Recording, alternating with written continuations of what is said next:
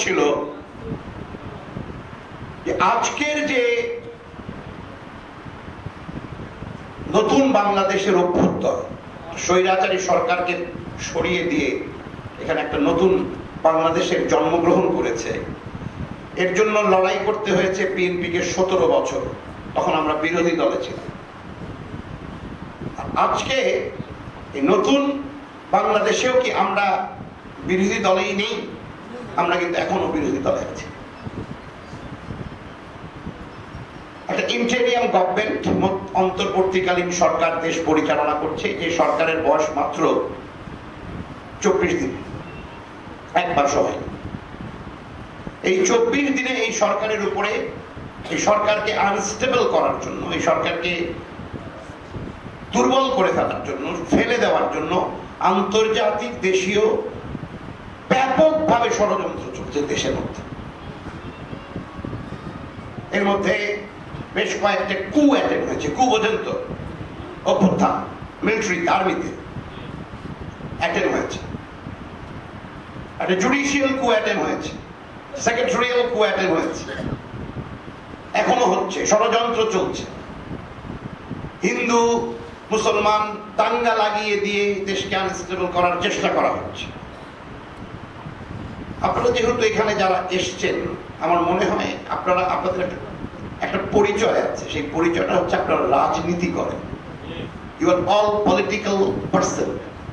প্রত্যেকে আপনারা রাজনীতি করেন এবং রাজনৈতিকভাবে সচেতন বলেই আজকে এই প্ল্যাটফর্মে এসেছেন। আপনি 17 বছর সংগ্রাম করে যে দলটার জন্য, যে আশা নিয়ে, যে মানুষের সামনে 17 বছর মানুষের সামনে একটা কথা বলেছেন, এটা একটা স্বৈরাচারী সরকার আমার ভোটের অধিকার কেড়ে নিয়েছে, আমার উপর জুলুম করেছে, আমাকে মিথ্যা মামলা দিয়েছে, আমার উপর অনাচার করেছে, অত্যাচার করেছে। এই কাজগুলো করে করে করে করে আমাকে এবং দেশের মানুষের উপরে অত্যাচার করেছে।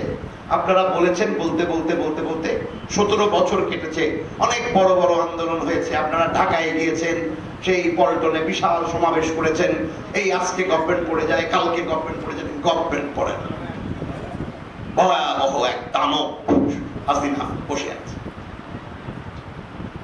অথচ দেখেন, মাত্র 36 দিনে, 36শে জুলাই, অনেকে বলবে 36শে জুলাই কি ভাই? জুলাই মাসে তো 31টা মাস দিন না। এবার যারা এই আন্দোলনে শরীক হয়েছে, যারা এই আন্দোলনের মূল চালিকা শক্তি ছিল, তারা ছিল ছাত্র। এবং এই ছাত্ররা পুলিশের বন্দুকের নলের সামনে দাঁড়িয়ে বুক চিতিয়ে বলেছে, উই ডোন্ট কেয়ার পুলিশ। শত শত আবু সাইদের জন্ম হয়েছে। আপনার বালিয়াডাঙ্গি থেকে ঢাকা পর্যন্ত অজস্র আবু সাইদ তাদের জীবন দিয়েছে। এখনো তাদের রক্ত শুকায়নি।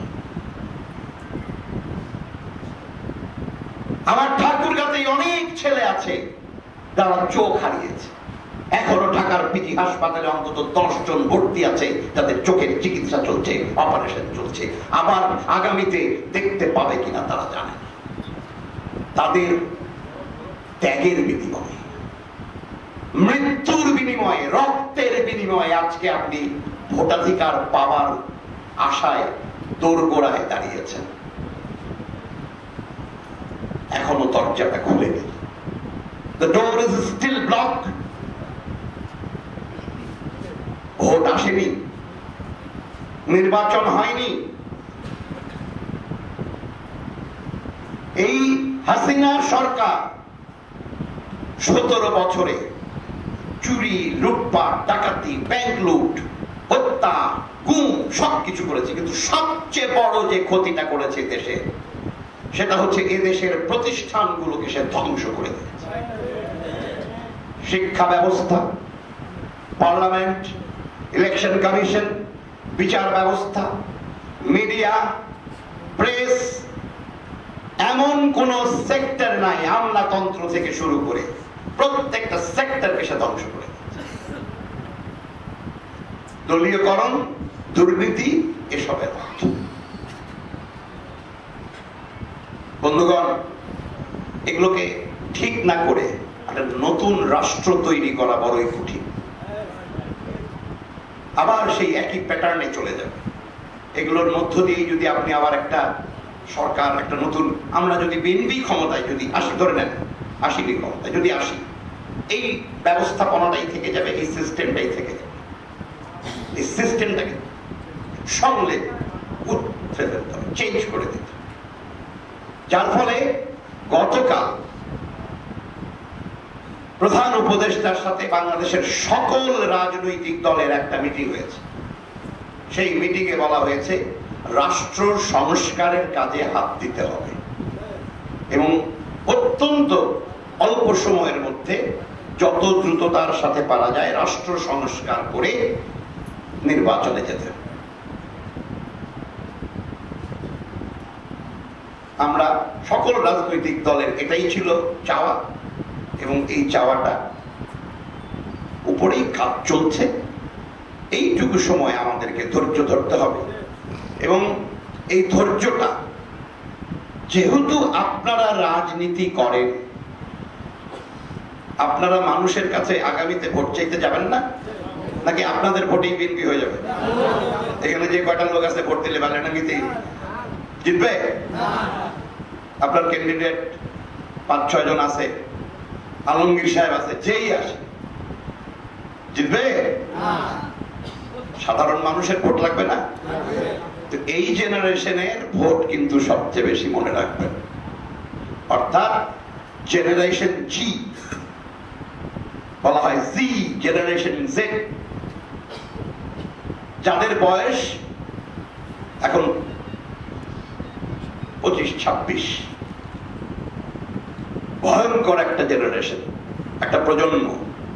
এই প্রজন্ম বন্দুকের নলের সামনে দাঁড়াতে এতটুকু কুণ্ঠাবোধ করে না, সত্য কথা বলে, নির্ভীক এবং কোন অন্যায়ের সাথে আপোষ করে না। এখন যারা এখানে বড় বড় মুরব্বী আছেন, বয়স্ক লোক আছেন, যতই ব্রেন ওয়াশ করেন কোনো লাভ নাই।